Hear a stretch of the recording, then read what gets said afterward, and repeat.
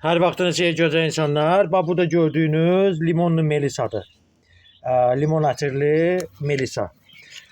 Bunu mən toxumdan əkmişdim. Birini köçürdüm qaba, indi ikincini köçürdəcəm. Bunun da kökünün sağlamlığını yoxlayacağıq indi bir dəqiqə ki, kökü necə sağlamdır.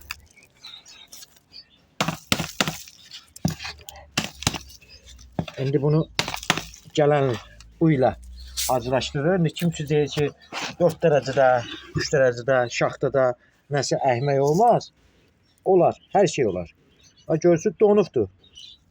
Buzdan donub, amma kökləri göstərə bilərəm.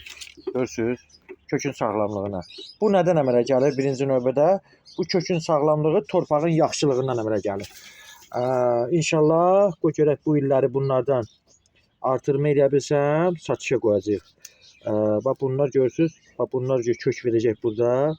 Bunlardan artırmalar əmələ gələcəkdir. İnşallah artıracağım, artıranda da satışa qoyacağım.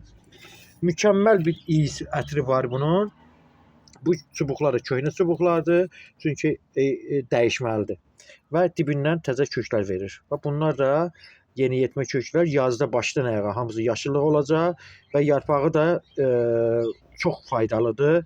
Ən çox da insanı sakitləşdirir. O qədər sakitləşdirir ki, yatışdırır.